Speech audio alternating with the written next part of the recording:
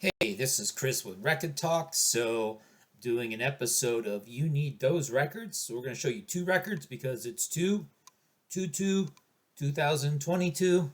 So, a bunch of twos. So, I'm going to show you the second album by two well known hard rock bands.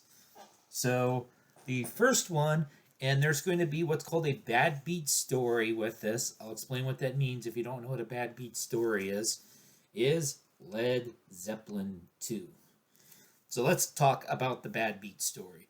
So in the poker community, basically when you're playing poker and if you get unlucky and lose a hand because of bad luck, that's called a bad beat. And then when you complain about it and tell these stories to your friends, they're called bad beat stories. And in the poker world, we don't like bad beat stories because this happens to everyone and it's boring to hear about all the time.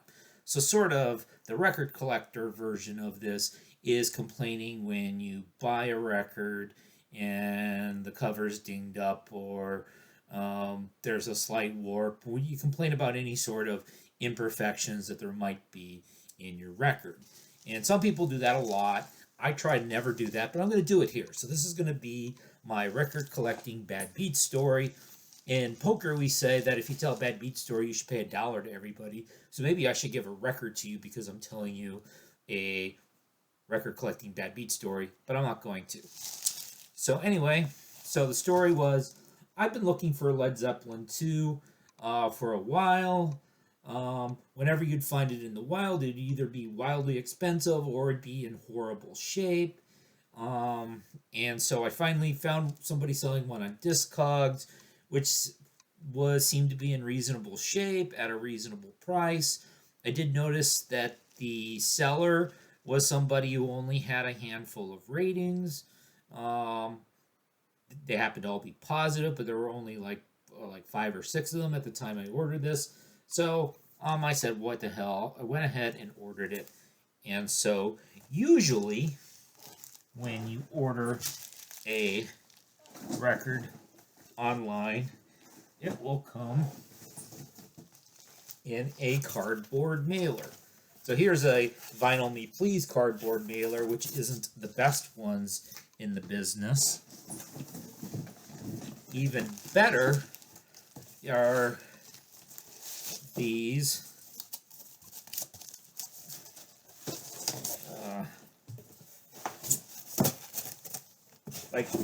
like these acoustic sound boxes.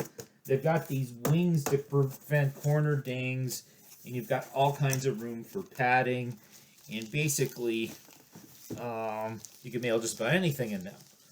And so, okay, the Vinyl Me Please are some of the flimsier cardboard boxes. Acoustic sounds, those are kind of the industry standard. When people order from Amazon, they're complaining about their Amazon boxes. All right, I'm not showing you the address side to protect the guilty, but this is what my Led Zeppelin 2 record came in. Yes. And it doesn't even fit snugly. So, yeah. So that was terrible. Fortunately, I have a pretty good local mail carrier. The disc itself, the vinyl, is fine. It plays fine. But I did end up with, there is a nice seam split here. And so the seam split, either one of two things happened. Either the seam split happened during shipping because you can't really expect the post office to be able to protect media mail when it is in this grossly underqualified packing, or the record was misgraded in the first place. Cover was listed as VG. I don't think VG should include a big seam split. If I'm wrong about that, tell me. But anyway, the record plays fine. Led Zeppelin 2 is probably my favorite Led Zeppelin record. I definitely like it more than Led Zeppelin 1. And yes, I know, yeah, they stole from the blues guys. Yes, they did. But then the other one I'm going to talk about is going to be Van Halen 2. I don't have any shipping bad beat stories to tell you about the Van Halen 2 record. And so there they are. Diamond Dave is jumping.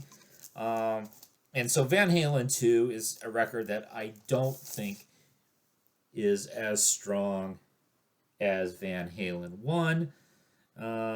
Again, you've got some cover songs. Van Halen always had quite a bit of cover songs. And so maybe there's... and so Dance the Night Away is fine.